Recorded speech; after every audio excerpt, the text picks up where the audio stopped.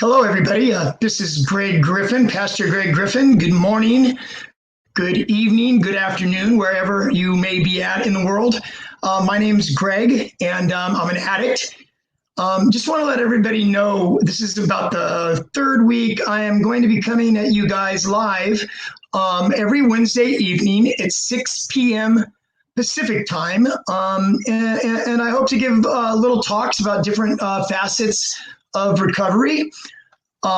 Last week, I shared a little bit about relapse prevention, a little bit about the emotional and the physical cues that can leave us feeling vulnerable or at a risk of relapse.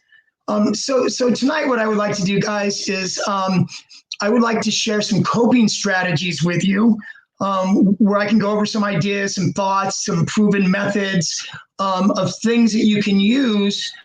Maybe go-to moves, if you will, or a tool in your tool belt, if you will, on how you can handle triggers as they come to get you out of that frame of mind.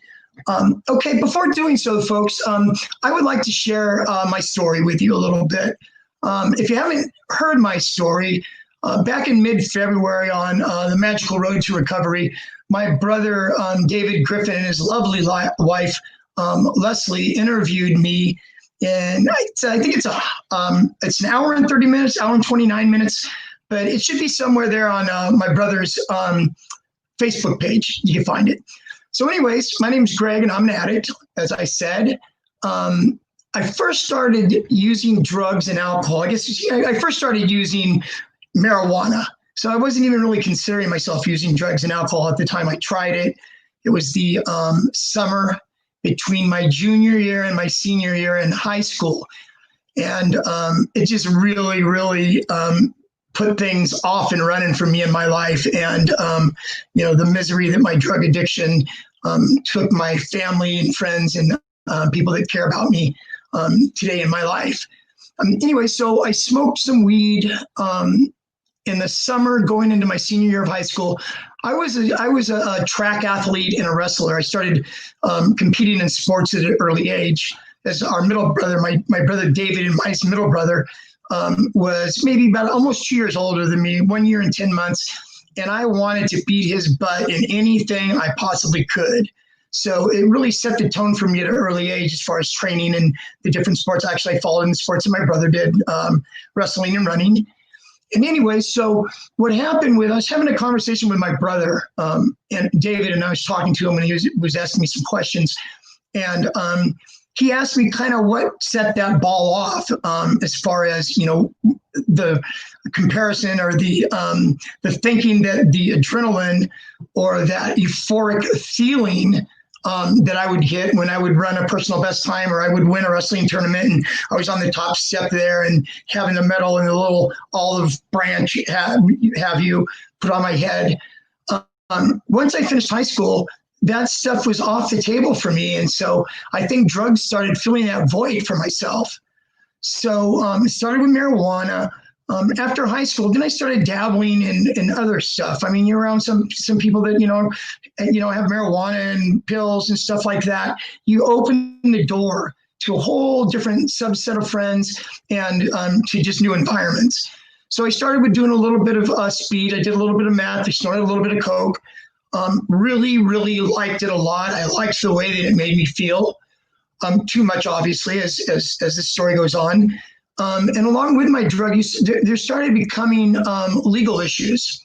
So it started out, you get in trouble, you get put on probation for a year, then got into a little bit more trouble, and 6 months in the county jail and a year in the county jail. So anyways, the ante started going up as I got older and I started using more and more. I ended up going to Nevada in 1984, the state of Nevada, and I ended up over a weekend writing a series of checks that weren't my checkbook.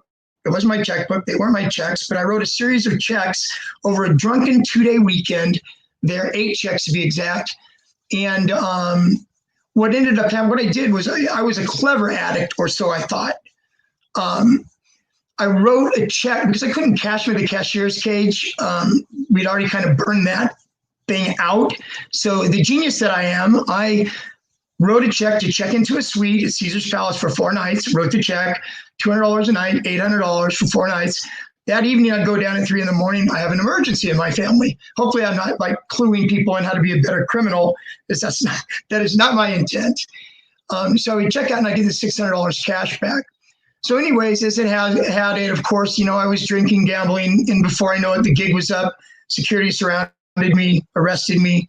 I went to Minden County Jail right outside of Lake Tahoe, and I did not know the seriousness or how much trouble I was in at the time. So anyways, once all the smoke cleared and I had these 8 checks, I met with, the public defender and all that, and I had an arraignment of my court date and stuff, and the public defender said, well, Greg, he says, they're offering to see if you'll plead guilty to 1 check. The thing is in the state of Nevada, each check that I wrote over that weekend, each check carried 1 to 10 years in the state penitentiary in Nevada. I pleaded guilty to 1 check and they ended up getting 5 years in the penitentiary. And that is really kind of the beginning of my criminal life there.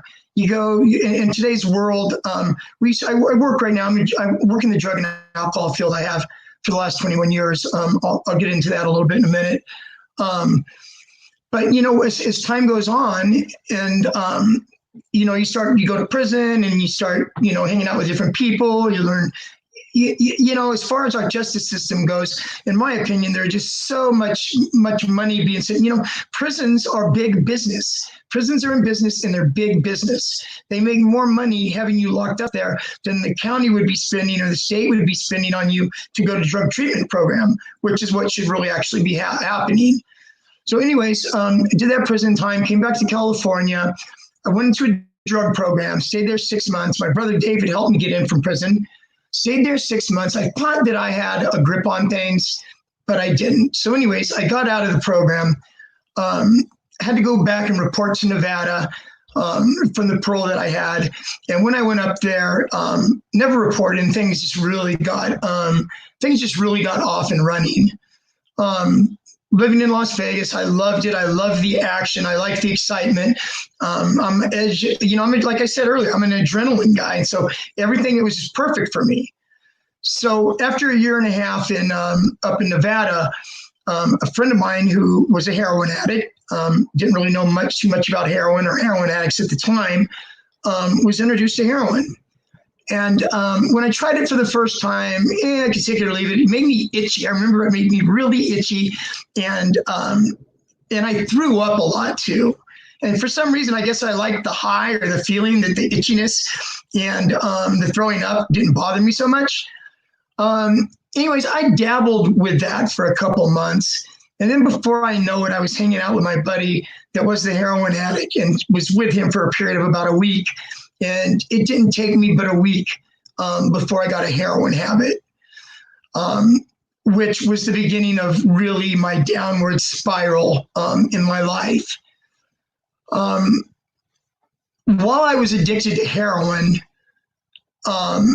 being a heroin addict is hard work. Where I work at today in a substance abuse program that I've worked in for 21 years, I have clients that come in and, heroin is still a pretty popular. Oxycontins, we call them oxys or roxycodones. Heroin are still a really, really rampant drug of choice around here. And the sad thing about it is I don't know if folks are aware or not or have been following what's been going on with opiates and heroin in the world. But now they are actually taking the heroin and they're cutting it with bits of fentanyl in it to make it stronger, to get people hooked. And what's happening is a lot of folks are overdosing and dying behind it. Before I looked into this, when I heard about the fentanyl, I was thinking, well, doesn't the fentanyl cost more or than heroin does? So come to find out, I looked into it a little bit, and what happened is the cartels down in Mexico, one of the head of the cartels hired this chemist to train a couple of cartel buddies that was into a little bit of that kind of stuff, how to cook up and make fentanyl. So they trained these guys how to cook up and make fentanyl. And so what they were doing was that's how they had access to the fentanyl that they started cutting the heroin with. So anyways, that's what's going on now. But anyways, I was talking about being a heroin addict is hard work. Let me explain what I mean by that in my story. I was addicted to heroin from 1991 up to my birthday, which is March 7th, 1997, is the day I was hospitalized at the end of my heroin use. But from 1991 to 1997, I went to county jail for 30 days once. And then I got busted for some paraphernalia in Las Vegas, went to jail for 14 days. So between that 30 and 14 days, first, it was really crazy because I had to kick. I had to, I was dope sick, kick. I had to kick in county jail. It takes 3 or 4 days. You're really sick to your stomach, crawled in the fetal position, just, throwing up, diarrhea, it's not a good thing. So anyways, after I was in county jail for 30 days, first thing I would do is I go look up the dope man, I cop heroin, and boom, I'd be off and running again.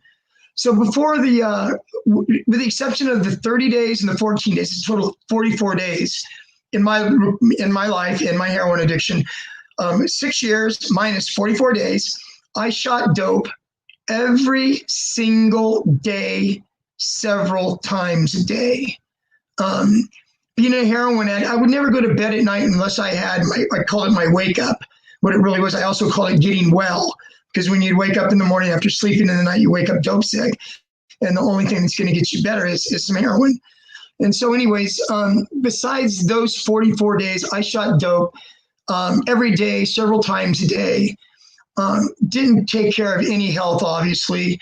I'm talking a minute about my hospitalization and what my health was like and what it was like for me in my life back then. Anyway, so I tell the opiate addicts and heroin addicts that are currently in the program that I work in, I would tell them, if you could put in half of the amount of energy and focus on your recovery right now, 50%, you're going to make it. You go a long ways. Because being a heroin addict, it was just, as I said, every day, several times a day. So it was really, really hard. You really, really had to work hard at being a junkie, as funny as that might sound. So anyways, I went into the hospital in 1997. I want to give you guys a little bit of a backstory tonight. Told my story a couple months ago. I told you, already directed you to where it could go, but I was just talking to my brother earlier. And, this might be your very, very first time meeting me, my very first time meeting you. Hope this becomes a relationship to where you can tune in every Wednesday night, 6 p.m. Pacific time. And hopefully I can give you a little bit of hope. I told my brother David and his lovely wife, Leslie, last Thanksgiving, they were over our house. My mom passed away almost a year ago. A couple more days, it'll be a year ago. And they were talking about, about the church and about, there's people out there that do need some help, and need some hope as far as, getting clean and sober and all that. And when they asked me to do it, it just really, really got my juices flowing. My brother was telling me, Greg, we have clients, we have people that are members in our church and stuff from all around the world, and I just thought it was a really, really cool thing. And so that's why I'm here talking to you right now, sharing my story with you. So anyways, I went into the hospital. I remember I had really bad pain in my chest. I thought it was my heart. Didn't go to the hospital for several days because I didn't want to go there and be dope sick. Not really realizing at the time with the medical condition I had, they were going to stabilize me. And they put me on methadone is what I was on when I was hospitalized. Anyways, and I was in the hospital for 2 months. My left lung was full of fluid. And during just the antibiotics and stuff they gave me in the hospital, didn't totally get rid of it. So they had to go in and they had to do surgery on me. They went in, they drained my lung. They had to go in. I remember I was reading the medical paperwork a few months back. I still have all the medical paperwork that I had. And it was describing the surgery. We had to go in and there was a fibrous peel on the inner lining of my lung that had trapped on the inside of my lung a cottage cheesy-like substance. I mean, isn't that enough to make you sick? So anyways, I went through that. surgery, and thank God, I have a family that loves me, mom and dad, that loved me and cared about me, that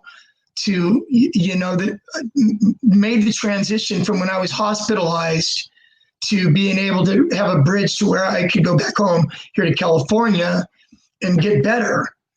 And so anyways, that's what I ended up doing is I ended up flying home. They had to wait a couple of days to fly me home after my surgery because of the surgery that I had in my lungs and the pressurized, thing about in an airplane that, there's a certain amount of pressure and there's certain conditions that you can't fly under. And so anyways, went to the hospital, left the hospital. My mom and dad had paid for a plane ticket for me to fly from the hospital in Las Vegas to the airport in Oakland. And so they bought me not a round trip, one-way ticket.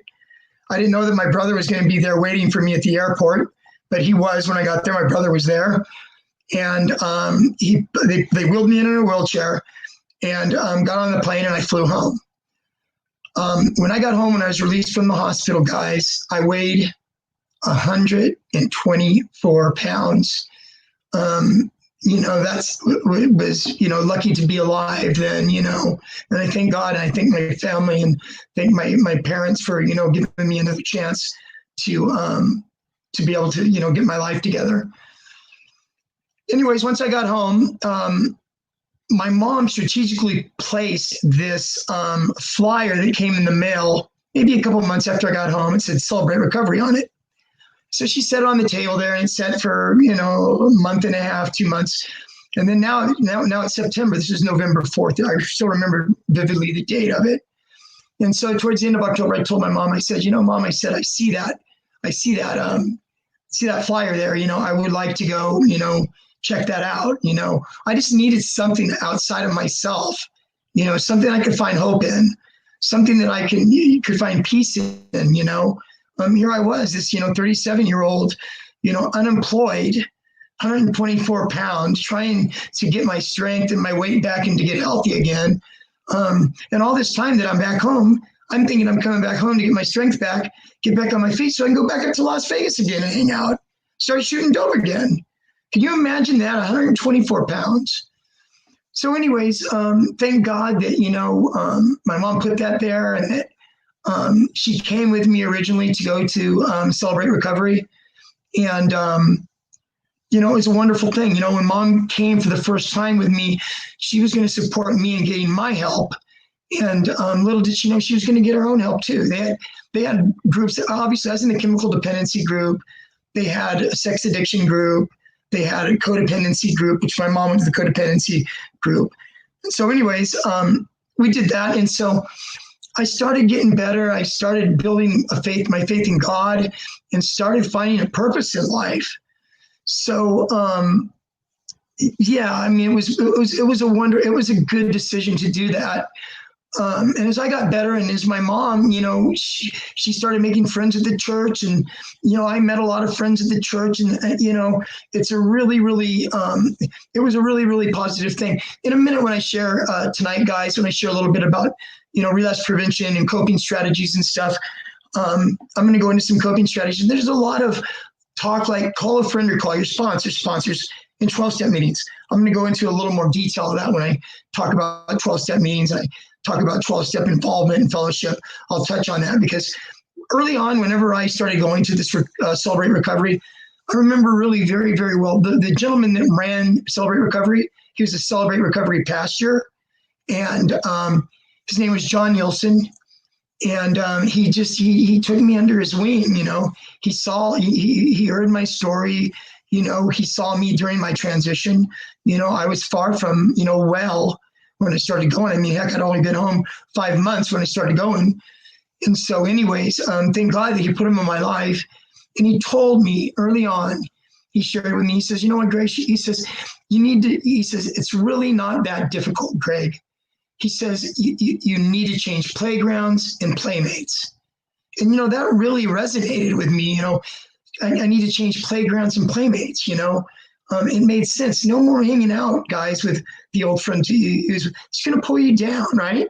Any of the old friends that you have in your phone still, You need to delete them, get rid of them. They're not going to do anything but bring you down. So anyways, it was a great message for me. And so after I was home, a year and a half, 2 years, and I wasn't going to go back to Las Vegas and start shooting dope again. Go figure that, right? I had to decide what I wanted to do with my life, what I wanted to do for a living. I was only 38, 39 years old at this time. So thank God, once again, mom and dad, helped me out, paid my way to school so I can get a career. And in 2000, I was certified as a drug and alcohol counselor. Started an internship in 1999 at the program that I currently work in. I've now worked there for 21 years. So God's been good to me in that respect. Okay, guys. So that's a little bit about my story. But before I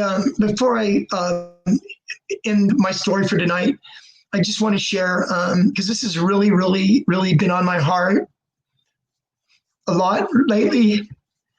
In 9 more days, my mom, who I've just talked to you about going to celebrate recovery with, and we shared a lot through that program, and it opened her eyes, to codependency and stuff, and it really opened my eyes too, to just a lot of things, and 9 days. She died May 29th of last year. And now my dad, my father, he's, we didn't know if he would make it a year, and here 9 more days, it'll be a year that he's made it. My mom and dad celebrated. My mom and dad's wedding anniversary is May 10th. And before my mom died, 19 days before my mom died last year, my mom and dad, she was in the hospital, but my dad was there. They got to celebrate their 65th wedding anniversary then, with each other. So that was nice. But anyways, my mom was really sick, and her 1-year anniversary of passing away is coming up. And I just really, really remember my mom's last month on Earth here. She got rushed to the hospital in an ambulance. This was probably 3 weeks, a couple weeks before, maybe 3 weeks before she passed, early May. Me and my sister had to call an ambulance, and they came and picked her up at home and brought her to the hospital. And while she was in the ambulance, she had a heart attack. And when she was being wheeled into emergency, my sister was in the ambulance with my mom. And she had 2 more heart attacks. And the doctor told my sister at that point in time, he said, if there's family or friends, you need to notify him now, because, mom was on her way out. Come to find out, my mom was a battler. She battled through a lot of stuff her last year in life. But anyway, she came back to about 2 days after these heart attacks. And I got to tell mom then at that point in time, I said, Mom, I said, I got to really experience what it felt like to lose you, because we thought that we had lost you. And I told her, I says, from this day forward, Mom, you are now my bonus mom. And so what that meant to me was I got to love on her. I got to love on her hard. I remember her last, since that happened 2 or 3 weeks before she died, my mom loved massage. And, I'm not a massage therapist by trade or anything, but I give a pretty mean massage. You could ask my sister that, she would say yes. But I was at the hospital every night, and I'd give my mom a shoulder and neck massage and upper back massage, and one night I missed my little girl, my not so little girl anymore, Lindsay. She graduated, I don't know, maybe a week or two before my mom passed. And so I didn't end up going to the hospital that night. My sister was sure to remind me that next morning, Mom was wondering where you're at, because she wanted her massage. And so it was touching. Anyways, guys, that's my little bit of my story. Okay, so now I want to go into, let me see here. Now I want to go into relapse prevention. We're talking about relapse prevention. Last week I shared some triggers and stuff with you about what a trigger is and coping strategies. Let me give you a definition of a couple definitions of a relapse. A relapse is the act or instance of backsliding, worsening, or subsiding, or a reoccurrence of symptoms of a disease after a period of improvement. So basically, guys, it's like cancer, drug and alcohol use, we have found through time studies and stuff, is a brain disease. So it's not unlike asthma. It's not unlike cancer. It's not unlike diabetes. It is a relapsable disease. So sometimes, does everybody relapse? No. Matter of fact, statistically, between 50 and 60 people, 50, 60% of folks that get into recovery, decide they don't want to use drugs and alcohol anymore, and go down that path of not using it again, 50 to 60 people experience relapse. Just a little statistic for you. Okay, so of relapse triggers, there's both emotional and physical triggers. So for emotional, let me just use this acronym for you. It's easy. If any of you know anything about recovery or AA, you'll recognize it's called HALT, HALT. It stands for don't ever get too hungry, don't ever get too angry, don't ever get too lonely, and don't ever get too tired. Okay, so I'm going to take each of those, just quick, brief thing about it. Don't get too hungry. So what does that mean? What that means is that when we're in our addiction, obviously, most of us, like 90% of us, I would venture to say, don't give a crap about our nutrition or about eating even. Go figure, right? How do you think I got down to 124 pounds? There wasn't much eating going on here. I used to tell my friend that I was with, I would get up in the morning, I'd drink a 40, and then maybe I'd drink another 40 in the evening. And I say, well, it says on the bottle here, 40 ounces, 890 calories or something. That's just how my sick mind was over that. So anyways, what it's basically saying is we need to start paying attention to nutrition while we're in recovery. Don't ever get too angry. Now, this one right here, anger is probably the most biggest trigger and reason for relapse. Angry is just, it's just, there could be healthy anger, and then there could be inappropriate anger. And what that is, healthy anger is learning how to walk through it and work with that. They come in various forms. You could either see a therapist, one-on-one therapist life, and be able to process some of that stuff. There is also, what I do is I refer, there's a lot of, there are a lot of websites and stuff, practice deep breathing techniques, learning stress reduction, learn how to be able to self-calm yourself when you're in a situation like that. Don't ever get too lonely. Loneliness is a really big thing in recovery. And let me tell you why. In early recovery, basically, like I said, my spiritual sponsor, John, told me, Greg, you got to change playgrounds and playmates. That really, really resonated with me. So what did that mean? All the using friends that I used to have, that I used to use with and hang out with, they're no more. At least they should be no more. So now you've broken off those relationships with those folks. So anyways, and then on the other side of that coin, you have your friends that you had before you started using drugs and alcohol. And you have family too that you had during the time you were using and not during the time that you're using. And so you think you're going to go back to your friends before your addiction, but only to come and find out that they're not ready to take you back right now. Just because I decided to get clean and sober doesn't mean the world is going to change and adapt to my needs. I hurt a lot of people in my addiction. I really hurt my mom and my dad while I was in my addiction. And I just thank God right now that I was able to make peace with my mom and love on my mom really hard before she passed. And if I haven't mentioned, my dad's on hospice right now, and me and my sister both care for my dad. And, I tell my supervisor at work, she always asks me, how's dad doing? And I'm just loving him up. I'm just going to love on my dad. My dad was not a very emotional guy. Maybe anger was his emotion, or being through or tired with things. His mode of babysitting us when we were little kids, especially me, I remember very well. Mom would leave. Dad would be in there. As soon as I made a peep or do anything, to your room. And so I used to have to go to my room. That was my dad's way of dealing with us. But anyways, he wasn't a really emotional guy. And so, he's softening up a little bit now, but I make sure every night, and sometimes I don't get a response from him, but every single night before he goes to bed, I like to call it tucking him in bed, even though I don't literally tuck my dad in bed. But I always say, I love you, Dad. Is there anything I can do for you? I love you. And this, and I told my supervisor and my sister too. Like I said, me and my sister care for my dad, and, guys, love on your parents. Love on your family. We get this COVID-19 thing going around, and it's not discriminating. We don't know how long we're going to be around, folks. We just don't. So love on your friends. Okay, let me get back to relapse prevention. So I was on lonely. Now let me go to the very last one. Don't get too tired.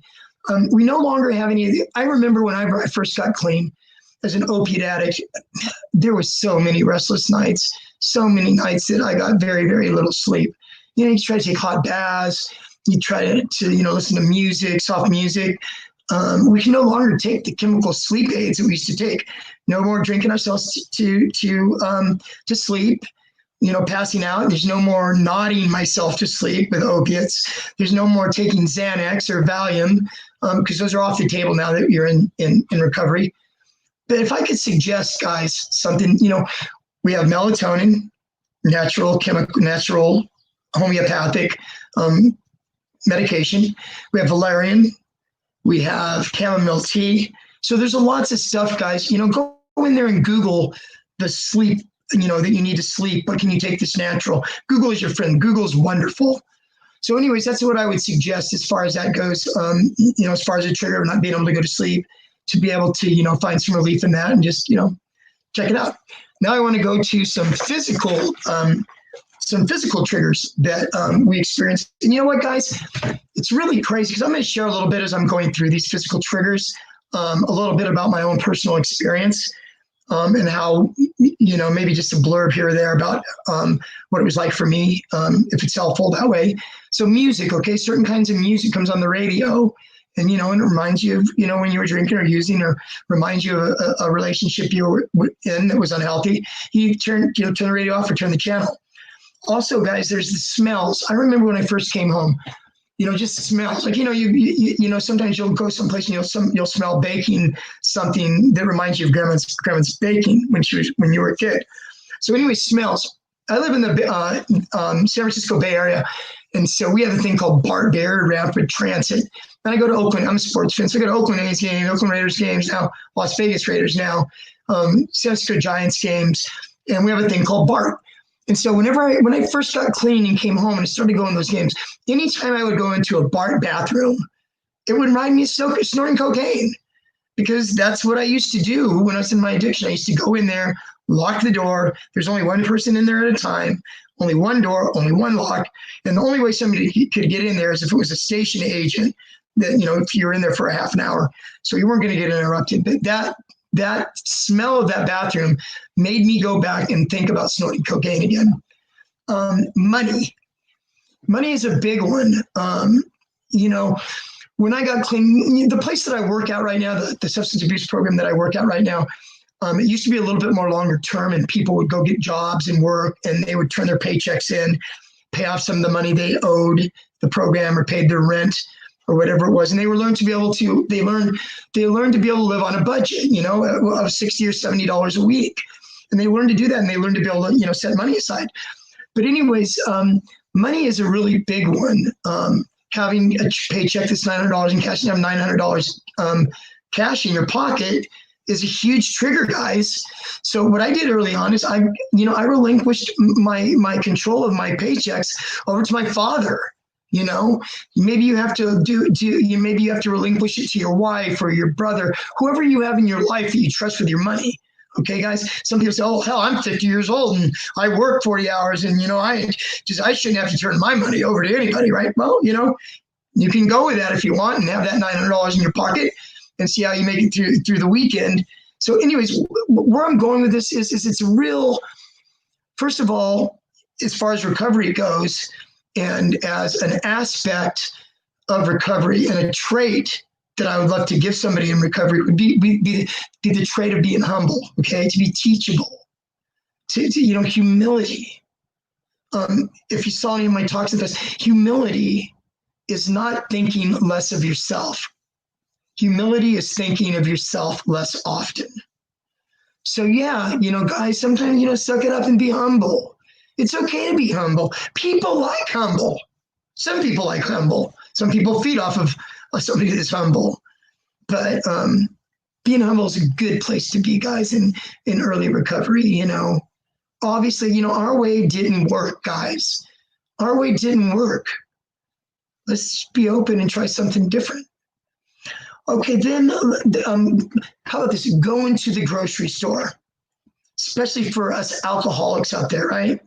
You know, Jesus Christ, when you go there and they have this section, it's usually off in the corner, and they usually have the big things, big bottles of, you know, tequila and all the top shelf liquor they have it stacked up, right?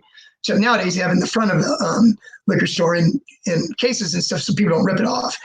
But anyways, it's like, how do you think that feels to an alcoholic?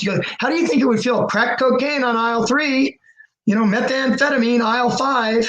You know, every time that an alcoholic goes to the grocery store, especially new in recovery, it can be a tough thing. So what do? You know, bring a friend. You know, bring somebody, bring a sponsor, bring a friend that's supportive of your recovery. You know, talk about those feelings after they come up and process those feelings after they come up. Okay, exits on a freeway. Exits on a freeway. So what does that mean? Okay, you're driving down the road. You're driving down the road. There's an exit on a freeway that you're used to getting off on, that the connection lives a few blocks away, where you have to go cop. So anyways, you're driving down the freeway, and this exit has this gravitational pull towards you, to where, you know, should I, shouldn't I? What do? One, you can take a different route home, even if it's 5 or 10 miles further. You can do that. If it's really, really a strong urge, call a friend or call your sponsor 5 minutes before you get to that freeway exit, and talk your way through it. One last physical trigger is, and this was really, really a trip, because I experienced this. And when I experienced it, I experienced almost 3 years into my recovery. And God, I was surprised how strong of a pull it was on my heart and my mind. And in 1999, I told you I just went to school and stuff and get certified for my drug and alcohol, you know, certification. And I had to go up. It was a Saturday morning at 8 a.m. So what I did is I drove to Sacramento. It's about a 2-hour drive from where I live, and got a motel room for the night, so I get a good night's sleep, wake up, be able to go get a jog in the morning, be clear-headed to get my coffee, bam, go over to take my test. Checking into the motel room, guys, getting my key at the front desk. I started feeling it then. And then when I got to that room and I opened the door to that motel room and I walked in, it brought it all back for me. First time in a motel for me since I was shooting heroin. So as soon as I walked in the room, it reminded me of closing the curtains, pulling out the spoon, putting the dope on the spoon, putting water on it, cooking it, pulling it up and slamming it. And I had to walk through that, you know, You know, my supervisor that I work with, we both studied and took the test together. So she had her own room though. And so after we checked in and stuff, when we went out and had dinner, I told her what's going on for me, and that it was really, really strong. I mean, I didn't feel like I was in danger of going and looking for drugs and getting drugs and doing that, but it was just really that strong pull that it had on me, guys.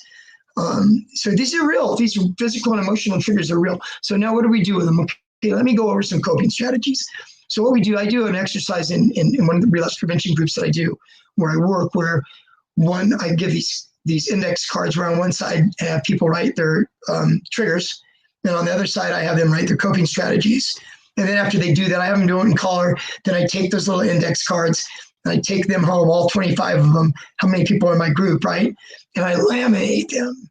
I trim them, I make them look nice and pretty. That's why I tell the clients when they're doing it, I give them colored pencils, colored pens, tell them to make them look pretty, you know, put this in, you know, put some thought into this, because this could be a really, really good tool for you. It's something I used early on in recovery. Used pictures of my little girl. My little girl was born in my not so little girl now, was born in 2001. She's 18. She just graduated last year. I think I shared that with you. And, you know, keep these with you, keep them in your pocket. You know, it's funny. I'll run into somebody a year ago that was in treatment a year and a half ago, and they say, Greg, I saw that little card, you know, and it touches my heart, you know. So anyways, coping strategies, okay, call a friend or call a sponsor. If you feel like using, call a friend or call a sponsor. You're going to hear sponsor, and you're going to hear 12-step, go to a meeting. You're going to hear this throughout these coping strategies. It's a common theme. And then I'm going to break it down a little bit and tell you why it's a common theme, okay? Go to a meeting is another one. Go to an AA or NA meeting. You're feeling triggered that day. Go to a meeting, talk about it, raise your hand, talk about it. Having a hard day, feeling triggered, take a walk, take a hike. Take a hike. We have really, really beautiful trails here up here in Northern California. Take a hike, take a dog for a walk, take the cat for a walk. Try that one, right? Take the cat for the walk. I have to chase our cat. We had a cat that was a wild cat that my sister brought back from way up in Northern California, who was really, really a wild cat. Anyways, take a walk, walk the dog, get out, breathe in some fresh air. Very good. Go to the gym. Exercise. First of all, exercise is just, it's fantastic. It's a fantastic thing if you can gravitate towards it in recovery, because it's such a stress reducer. It's such a, I do my best thinking. I do my best thinking on either a run or on the treadmill or the elliptical at the gym. It's just as a way for me to clear my head, for me to think, try to work things out in my mind, any decisions I have to make. Go to the gym. Can't stress after the COVID-19 stuff's over with, by the way, that's the last damn thing I'm going to do in COVID-19 is go to a damn gym. I'm surprised they're even thinking about opening these gyms up with this. I don't want to get political now, so I'm going to pass on that. Normal circumstances, go to the gym. Can't do it enough. A little story about something that happened to me in early recovery. And this goes back to John Nielsen, my spiritual sponsor that I met in Celebrate Recovery. I experienced my very first death of a friend in 2002. And it's a little bit of story too. It's a little celebrity involved in the story. My dear friend, Frank Ward, died of a heart attack at 46 years old when I was working at the program that I'm currently working at now. And out of the blue. And I went to the movies with my dear mom that day. That was, 2002. We went and saw a boxing movie. Go figure when I go in the story here. Frank Ward was Andre Ward's father. Andre Ward was the gold medalist in the Athens Olympics in 2004 and undefeated middleweight, super middleweight, and light heavyweight champion of the world. Frank was his dad. And Andre was 18 years old at the time that happened. And Frank's goal for Andre was to always go to the Olympics. He said, son, the trainer wanted Andre to go pro because Andre had an undefeated amateur career, several years in a row, Golden Gloves champion. And so Frank would tell his son, I want you to go to the Olympic Games, win a gold medal. You can call your own shot and pave your own path. So anyways, Frank died. Andre's 18 years old. Andre stopped fighting. Andre backed off his faith of God. Andre started drinking. Andre started hanging out with the wrong crowd. So this happens for a few months. Another athlete's named Napoleon Kaufman. He used to be a running back for the Oakland Raiders. He left pro football to become a pastor. He's a pastor here in the Bay Area. Napoleon Kaufman, Pastor Kaufman, got a hold of Andre, sat Andre down and talked to Andre. And he said, son, I'm just worried that if you don't play this out and you don't give it your all to see if you can recognize the dreams that you shared with your father before your father died, I don't know if you'd ever be able to handle that if you don't do it. Storyline is Andre started training again. Andre made the Olympic team and Andre won a gold medal and so on and so forth. Frank's death, I get called that afternoon that Frank died. My friend Frank died 46 years old. Of course, that's a shocking thing at that age. I didn't know what to do, guys. I didn't know. This was the first death I experienced clean and sober. Normal people would want to go probably drink or whatever. I mean, those were off the table for me. I didn't even cross my mind. I called my spiritual sponsor, John Nielsen. My friend just died.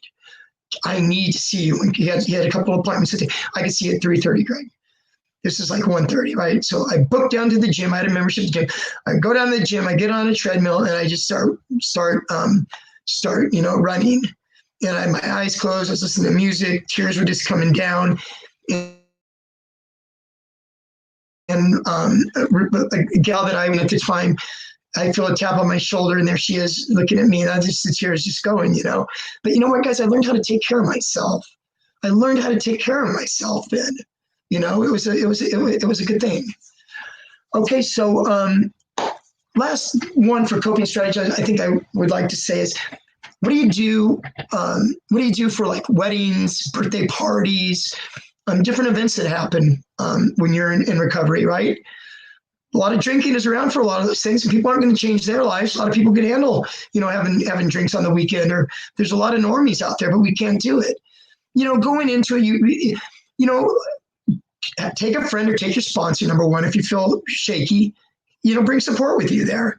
It's actually admirable nowadays to have people, having somebody that, drinking a Perrier or a bottle of Crystal Geyser or a Diet Coke or whatever to get through that event, to be able to make you feel comfortable. It makes you feel more comfortable. Or, have a plan that you can leave. Give yourself permission to leave, guys. If you feel a tug and you feel uncomfortable about something, this is your life. You've worked hard on your recovery. You've looked at these things. You looked at relapse prevention. You went through a treatment program, or you live, a really strong 12-step program. You're a sponsee, or you're sponsoring people now, whatever the case may be. It's okay to give yourself permission to leave if you feel uncomfortable. Okay, guys. So also, I just want to also share with you as far, we talked about anger, and we talked about different feelings, and we've talked about stress. These things are products of life. We all got cell phones. We live in a very fast communication world where people can get hold of us. We're pulled this way, we're pulled that way. As far as exercising and stuff, because there's also Google is your friend. There is a couple places that I know of that mindful.org. There's a couple different places, Google mindfulness, breathing techniques, different places. They're free, guys. Go in there and learn, breathing techniques. I went to mindful.org today, and right when you go in there, they have a little button. It's a 5-minute relaxation meditation button, and you sit down, get yourself grounded, relax, and hit the button, and it will walk you through 5 minutes of just stress reduction, meditation. It's really good. Okay, I told you. Wrapping up the end of the night. I want to talk a little bit about 12-step meetings and about sponsors and what that means, and why do I mention it so much. Like I told you, my spiritual sponsor says, Greg, you got to change playgrounds and playmates. You know what, guys and gals, that's easier said than done. Making a whole new support network. And when the 12-step programs of NA and AA are a lifestyle. It's a lifestyle program. It is a replacement of friends and acquaintances, or wherever a relationship brings you. You go to a meeting. What I recommend first for anybody that's new in recovery, that's just finishing treatment, or hasn't been to treatment, or wants to stop using, and doesn't have to go to treatment to stop using, but could stop using with the fellowship of AA and NA. If I could give you one trait, one quality, if I could give you one tool, one resource for your recovery tool belt, I would give you the gift of AA and NA. Why is that? You meet people, you start community building, guys. You get a sponsor. How do you get a sponsor? You go to a meeting, you raise your hand, say, I'm brand new. I'm new at this, and I need a sponsor. And somebody will come up to you after the meeting and talk to you. Or sometimes they have sponsorship meetings where the meeting will start out, and the secretary will say, it's a sponsorship meeting, and they'll have the people that are in recovery raise their hands that are able to sponsor. Men for men, women for women will raise their hands on who they get sponsored, and you go up and you talk to them afterward. Why is it important? First of all, the first couple of weeks of early recovery, it's a lot of emotions. You need somebody to maybe call and talk to help you get through these tough times. A good sponsor will take you and put you under their wing, and they will introduce you around to all their friends. look for somebody that's got a couple, 2, 3, 4, 5 years of recovery under the belt. Somebody that's currently working the steps themselves that can explain the steps to you. I'll have another talk here down the road on the 12 steps of Narcotics Anonymous or Alcoholics Anonymous, and I'll break them down for you in a way that that you can relate to, or direct you in a place that you can learn more about those steps. They'll put you under the ring. They'll introduce you around to the people they know. Now you're building a network. What I really recommend is the beauty about NA and AA is after a meeting, there's lots of stuff that happens outside of the meeting. There's lots of stuff that happens outside of actually working the 12 steps. Fellowship is wonderful for them where you're making these new connections. You go out for dessert after AA is 1 hour, NA is an hour and a half. Go to an NA meeting, starts at 7:30, you're done by 9. People go out and have dessert around the corner at the coffee shop afterwards. You're sitting at a table with these guys. You see this one guy over here. This one guy has been, he owns his own glass company. This guy over here works at Starbucks. This person over here is a lawyer. Addiction does not discriminate, guys and gals. It doesn't discriminate. We come from all walks of life. And you sit there and you ask the guy, you ask the guy that works at Starbucks that's got 7 years clean, what was it like your first couple of weeks in recovery? How was it? Did you sleep? How did you sleep? How did you work? What did you do on your step 4? Do you remember how to kind of give me some suggestions about doing step 4? And so you get to pick these guys' brains and stuff, guys, and it's a beautiful thing. It's a wonderful thing. Also to mention that they have in 12-step meetings and stuff, they have clean and sober softball leagues. They have clean and sober dances. They have bowling leagues. They have all kinds of fun stuff, guys. So anyways, I would love for you to try going to a 12-step meeting, and I would love for you to share it with me down the road at another talk that I give. You can write stuff in the comments.